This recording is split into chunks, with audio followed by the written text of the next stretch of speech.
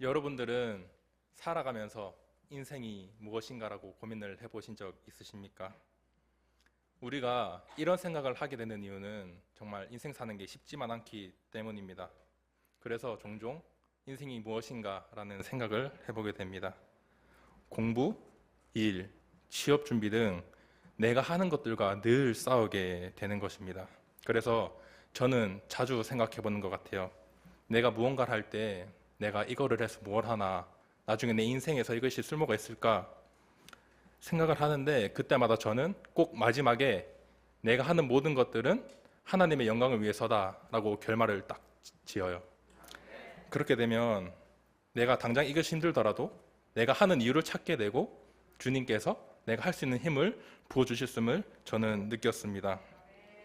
하지만 우리는 이것뿐만 아니라 목사님께서 하신 유명한 예언처럼 늘 영적인 싸움을 하고 있는 것입니다. 매일이 영적인 전쟁이고, 믿음을 지킬 것이냐 아니면 세상과 타협을 할 것이냐, 매 순간 선택의 기로에 놓이게 됩니다. 그럴 때 내가 결정하고 행동하는 것들이 그것을 통하여서 나의 믿음의 상태, 즉 나의 영적인 상태를 돌아볼 수 있는 것입니다. 이러한 영적인 전쟁에서 요한복음 16장 33절에 예수님께서 말씀하신 것 같이 예수님께서 세상을 이기셨다라고 선포하신 것처럼 우리도 이미 승리를 쟁취했음을 믿습니다. 이것을 통해 우리가 무엇을 결정하고 행동할 때 하나님의 영광이 드러나야 하는 것이고, 그것을 통해 우리는 승리의 기쁨을 누릴 수 있는 것입니다. 우리가 늘 마주하는 성경도 마찬가지입니다.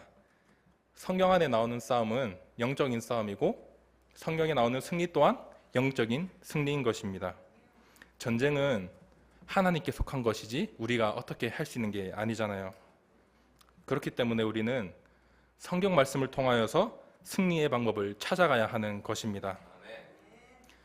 상대를 알면 백전백승이라는 말이 있듯이 우리가 승리하며 살기 위해 성경에 나오는 우리 영적인 싸움과 또 우리 믿음의 선배들, 선진들을 통해 믿음의 선한 싸움을 싸우는 방법이 무엇인지를, 또한 어떻게 승리하는지를 배워야 하는 것입니다. 오늘 본문 말씀에도 이미 기싸움은 시작이 됐습니다. 오늘의 메인 캐릭터 하만과 모르드게입니다. 우선 본문 내용으로 이어지게 된 배경을 살펴보면, 이때는 페르시아 왕 아하수에로가 수상궁에서 즉위를 하고 3년 뒤에 이제 127개의 지방을 다스리고 있었는데, 각 지방에 있는 이제 지방관들과 신하들을 초대를 해서 180일간 파티를 하게 됩니다. 그 후에는 수산에 있는 모든 백성을 또 불러서 일주일간 그들을 위해 잔치를 베풀었습니다. 이제 기분도 좋겠다. 자신의 예쁜 왕후 와스디 왕후를 자랑하려고 신하 보고 가서 왕후 좀 데려와 라고 명령을 했는데, 신하가 왕한테 가서 보니 이미 왕후도 신하들의 부인들과 파티를 즐기고 있었습니다. 그래도 왕명이니까 가서 전해야 되니까 가서 왕비마마 전하께서 부르십니다. 가시죠 하니까 왕비가 나 안 가. 싫어, 안 갈래. 라고 합니다. 어쨌든 신하는 명령을 수행해야 되니까 다시 왕한테 가서 이렇게 말합니다. 폐하 안 온다는데요.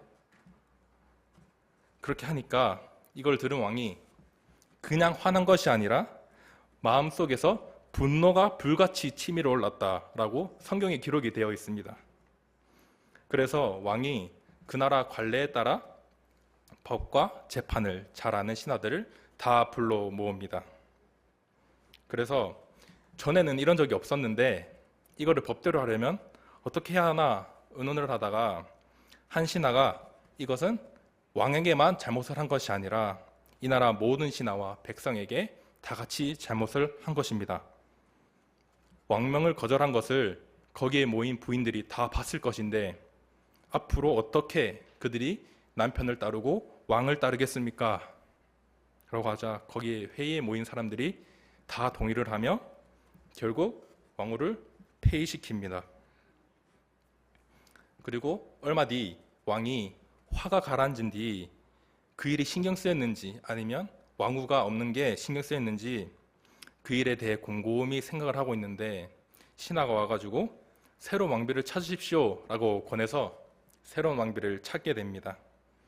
결과적으로는 에스더가 왕으로 뽑히게 되면서 스토리가 이어지는데 이때 모르드게는 이미 골문에서 일을 하고 있었습니다. 이제 본문으로 돌아와서 1절에 보시면 아수르의 왕이 하만의 지위를 높이 올리고 모든 신하들보다 위에 뒀다고 합니다. 그리고 2절에 보시면 대궐문에 있는 모든 신하들은 왕병내로 하만에게 꿇어 절하되 모르드게는 꿇지도 절하지도 않았다라고 기록되어 있습니다. 왜 꿇지도 않고 절하지도 않았을까요? 성경에는 그 이유가 나와 있지 않습니다. 다만 4절에 자기는 유다임임을 밝힐 뿐입니다. 그러면 하만이 잘 나가서 그것이 질투나서 그랬을까요? 하만이 어떠한 이유로 이인자가 됐는지는 또 기록이 되어 있지 않습니다. 하지만 모르드게는 확실한 공을 하나 세웠었어요. 에스더 2장 21절, 23절 세 번역으로 함께 보겠습니다. 시작. 모르드게가 대궐문에서 근무하고 있을 때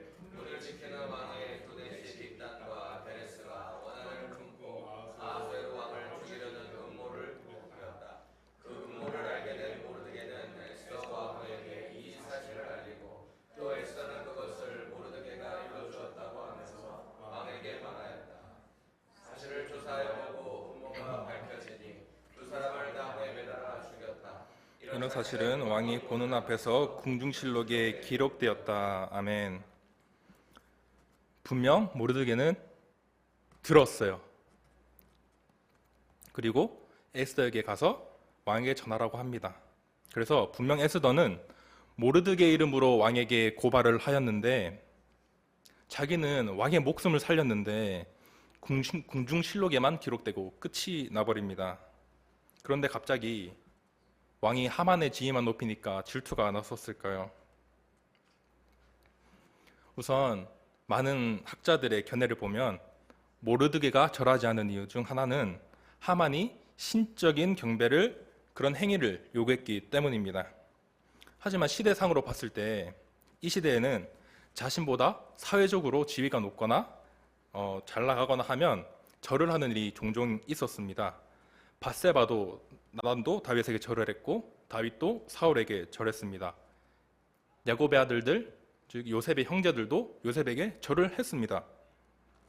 모르드게도 분명 왕궁에서 일하면서 왕을 만날 때 절을 했을 것입니다. 시대적으로 봤을 때 이렇게 엎드려 절하는 것은 그냥 상대를 향한 공경의 표시로도 우리가 종종 볼 수 있습니다. 하지만 하만은 왕의 명령대로 자신에게 절을 하게 만들었습니다.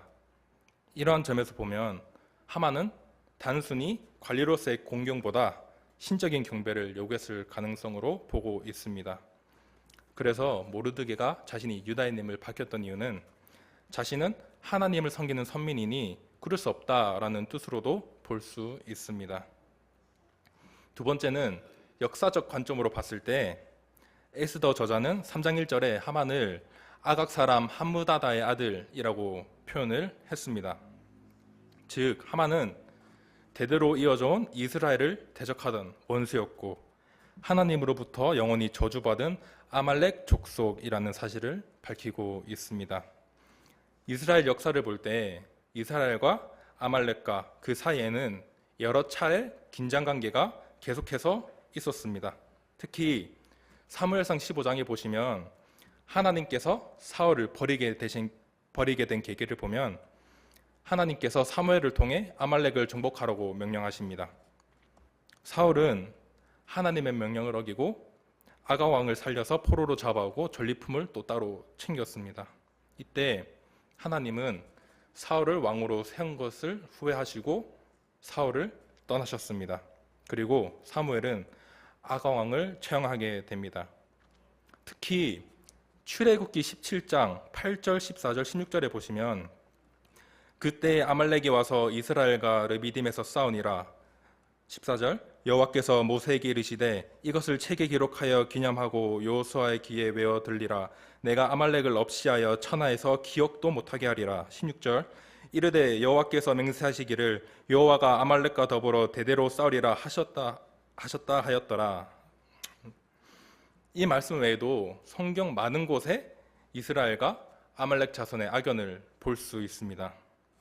이런 하만을 봤을 때 모르드게는 자신의 마음이 허락하지 않았을 거예요. 그런데 분명 하만도 자신의 민족의 역사를 알고 있을 것이고 모르드게가 자신이 유다임임을 밝혔으면 이것을 빌미로 모든 유다인들이 위험해질 수 있는 상황까지 올 수 있는데 과연 모르드게가 그것을 모르고 절을 하지 않았을까요? 3장 6절에 그들은 모르드게와 함께 일하는 자들을 일컫는 말입니다. 그들이 모르드게의 민족을 하만에게 알림으로 하만이 모르드게만 죽이는 것이 부족하다고 생각하고 아수에로의 온 나라에 있는 유다인 곧 모르드게의 민족을 다 멸하고자 하더라. 아멘. 과연 정말 모르드게가 이 결과를 모르고 그렇게 행동을 했을까요? 만약 모르드게가 정말 자신과 또 남아있는 유다인들을 생각하고 또 에스더를 생각을 했다면 차라리 절하는 게 맞았을 것입니다. 하지만 처음에 말했듯이 성경에 나오는 싸움은 영적인 싸움이고 그냥 일어난 싸움이 아닌 것입니다. 우리는 이 세상을 살아가는 동안 그리스도인으로서 지켜야 할 믿음과 아니면 세상과 타협하려는 유혹 사이에서 늘 긴장관계에 놓이게 됩니다. 오늘 본문처럼 말이죠. 처음 한두 번 힘들지 세네 번이 어렵겠어요? 그냥 한 번 끌고 절하면 모두가 편한데 모두가 살 수 있는데 자신으로 인해 자신들의 동족이 위험에 처하게 된다면 꿀고 절하는 게 맞잖아요. 괜히 자존심 부리다가 민족 전체를 위험에 빠뜨리는 것보다 아니면 차라리 예루살렘으로 돌아가서 거기서 생활을 했다면 편했겠지만 예루살렘도 똑같이 힘들었습니다. 그러기에 어딜 가나 하나님께서 허락하신 여러분들의 삶의 자리에서 어떠한 결정을 하는 것이 그리스도인다운 선택인가? 라는 질문을 여러분 스스로 끊임없이 하셔야 하는 것입니다. 다른 사람들이 모르드게를 봤을 때 왕명을 거역하고 하만을 무시하는 행동이었을 것입니다. 특별한 이유도 없이 절하지도 않고.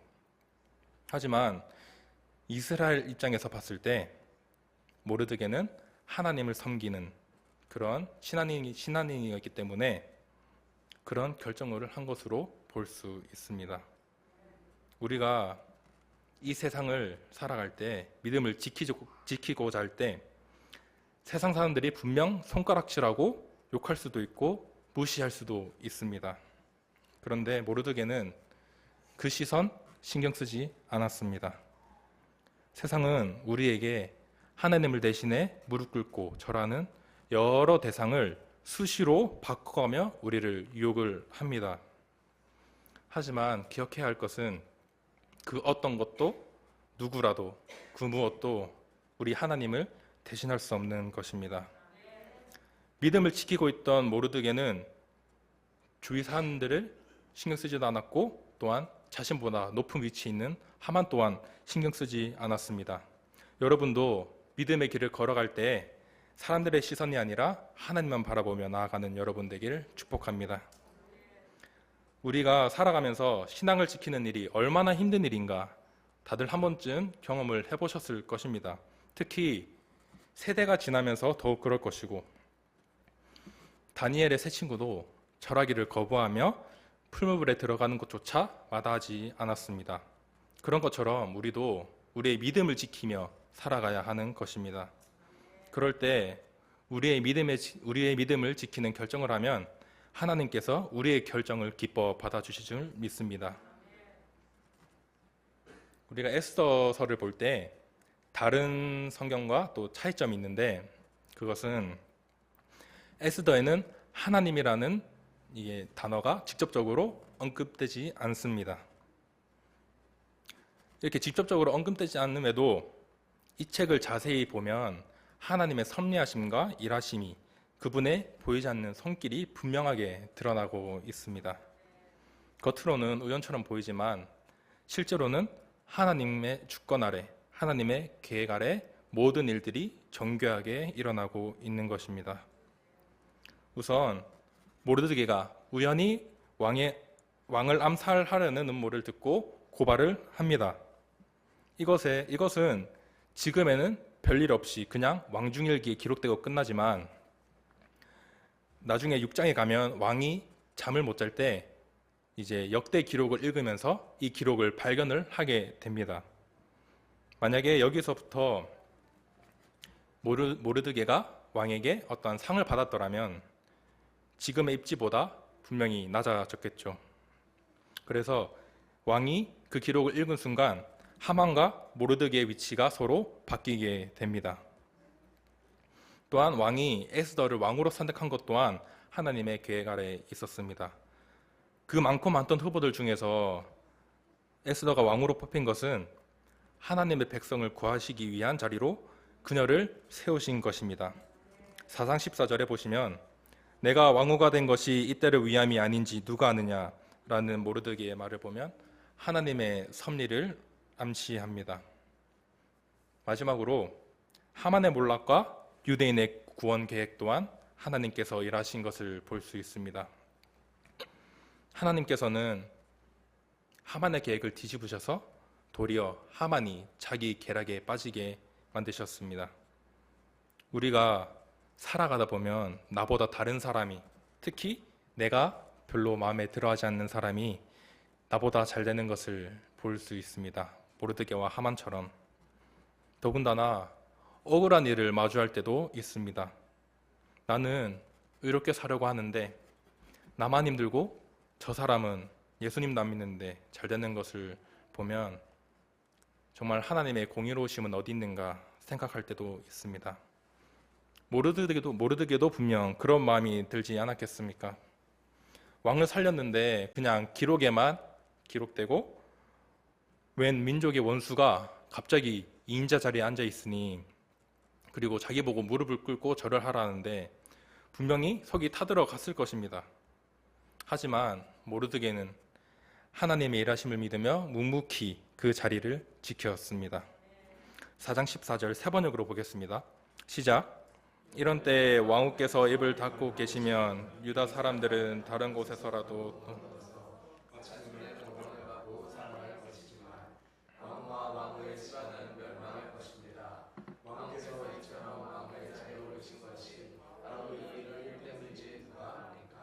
아멘. 우리가 아니더라도 하나님께서는 다른 방법을 쓰셔서 구원하실 거야. 에스더, 너도 지금 그 자리에 있는 이유가 무엇인지 잘 생각해봐. 바로 지금을 위해서야. 모르드게는 하나님께서 그들 가운데 역사함을 믿고 그들과 함께 계심을 믿고 믿음을 지키는 결정을 하였습니다. 여러분은 하나님의 섭리 가운데 살아가고 계십니까? 하나님이 여러분들을 위해 일하고 계심을 믿으십니까? 그런데 왜 우리는 하나님의 인도함을 구해놓고 내가 편한 대로 나만의 결정을 하고 계십니까? 하나님의 섭리 가운데 살아간다 고백해놓고 왜 나의 만족을 위해 내가 편한 대로 유리한 것만 선택을 하십니까? 에스더처럼 하나님이 직접 언급되지 않더라도 나의 삶에 하나님이 직접 나타나시지 않더라도 우리는 하나님의 주권 아래 살고 있고 그분이 우리를 위해 일하고 계심을 믿으시길 바랍니다. 내가 나의 믿음을 지키고자 하는 쪽으로 선택을 하셨다면 하나님께서 책임져 주시지만 그 전에 분명 고난과 역경이 있습니다. 많이들 이 단계에서 쓰러지고 무너지고 하지만 의롭게 살고자 하는 성도들이라면 당연 이 단계를 각오하고 버텨내야 하는 것입니다. 4절에 보시면 신복들이 날마다 권했다고 했습니다. 매일 출근해서 만나서 제발 무릎 꿇어라. 그거 한 번 하고 나면 그 뒤는 쉽다. 계속 권했습니다. 매일매일. 그런데 그런 권유가 하루 이틀이지 며칠이 지나면 권유하는 사람도 짜증날 것이고 그 권유가 회유와 협박이 동반될 것입니다. 성문에서 다 같이 일하는데 모르드게 한 사람 때문에 그 전체가 위험에 빠지고 자신들이 피해 볼 수 있으니까 심지어 죽임까지 당할 수 있는데 계속 말을 안 들으니 분명히 공갈 협박이 있었을 것이라고 봅니다. 특히나 군대나 단체 생활할 때 그 한 사람 뺀질거리는 사람 한 사람 때문에 단체가 기합을 받거나 혼나는 경우가 있습니다. 이제 처음 몇 번은 익숙하지 않아서 그럴 수 있지 하고 넘어가지만 그게 계속되면 주위에서 뭐라고 하기 시작합니다. 특히 군대 같은 경우에는 이제 계급 체계다 보니까 후임 관리 똑바로 안 하냐 이런 내리갈굼도 있을 것이고 무시를 하기도 할 것입니다. 이 정도 되면 모르드게도 분명히 굴복할 만한데 이 정도 버텼으면 하나님이 봐주시겠지 할 만한데 그런 마음으로 타협하고 무릎 꿇거나 절할 수 있었을 건데 아니면 자신의 일을 그만둘 수도 있었을 것입니다. 하지만 그는 끝까지 그 고난을 피하지도 않고 요구를 수긍하지도 않았습니다. 오히려 그 자리를 묵묵히 버티는 그런 모습을 보여줬습니다.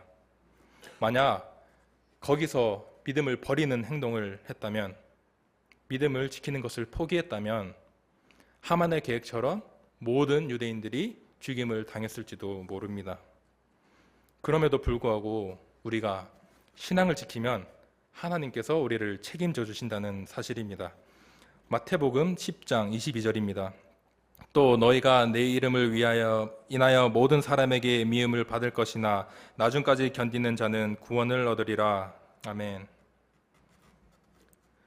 비슷한 예로 보시면 요셉이 있습니다.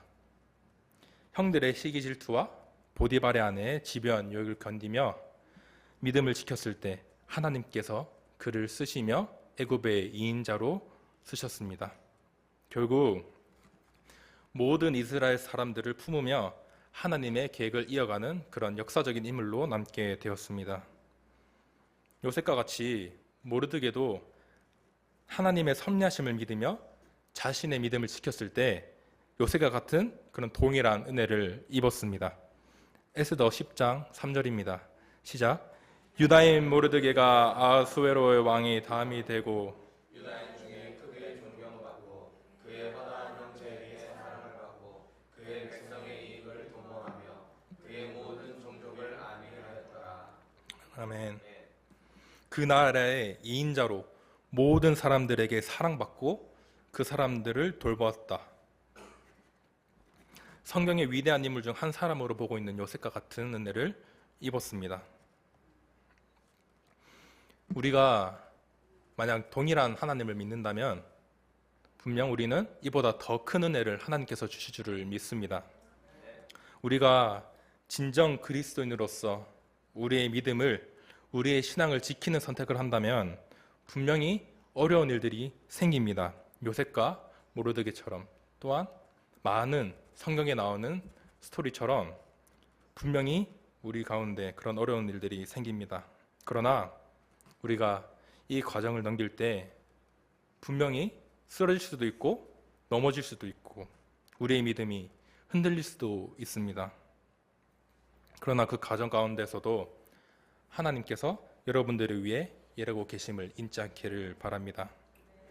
마태복음 5장 11절부터 12절입니다. 시작. 나로 말미암아 너희를 욕하고 박해하고 거짓으로 너희를 거슬러 모든 악한 말을 할 때에는 너희에게 복이 있나니 기뻐하고 즐거워하라. 선지자들도 이같이 박해하였느니라. 아멘. 정말 현재 모르드게의 상황과 일치하는 말씀인 것 같습니다. 욕하고 박해하고 어떻게든 구슬려서 절하게 만들고 욕하고 무시하고, 그러나 우리가 그것을 견뎌낼 때 분명히 우리에게 상을 주신다고 허락하셨습니다. 우리가 주님을 의지하며 이 과정을 묵묵히 걸어나갈 때 우리는 사람의 인정보다 우리가 믿고 의지하는 하나님께 인정받으며 그분이 보시기에 기뻐하는 주의 자녀들 되기를 축복합니다. 우리가 오늘 모르드게의 스토리와 하만의 스토리, 이것으로 은혜를 나눴습니다. 우리가 진정으로 우리가 믿음의 길을 걸어간다고 선포하고 묵묵히 그 길을 걸어갈 때 분명 말했듯이 어떠한 요소로든 여러분을 공격할 것입니다. 악한 것들은. 그러나 우리가 그럴 때 넘어질 수도 있고 쓰러질 수도 있습니다. 우리는 인간이고 연약하니까. 그렇지만 그대로 넘어지는 것이 아니라 그럴 때일수록 더욱더 하나님을 의지하는 여러분 되기를 축복합니다. 우리가 이 말씀을 가지고 여러분들을 도전하길 원합니다. 우리가 살면서 매 순간 결정을 해야 하고 매 순간 영적인 싸움을 해야 합니다. 우리가 믿음의 길로 가겠다고 선택한다면 그 순간 여러분들의 길은 비포장도로가 될 것입니다. 하지만 기억하세요. 하나님의 섭리 가운데 우리가 믿음의 길로 걷겠다고 결정하고 다짐할 때 나 자신이 아니라 내가 어떻게 해보는 것이 아니라 하나님께서 나의 손을 잡고 이끌어 주심을 믿습니다. 우리가 오늘 나눈 말씀처럼 우리가 믿음을 지키는 선택을 할 때 어떠한 시련이 오더라도 내 힘으로 견디는 것이 아니라 하나님의 섭리하심과 일하심을 믿으시며 그리스도인으로서 믿음의 길을 묵묵히 걸어나가는 여러분 되기를 주님의 이름으로 축원합니다.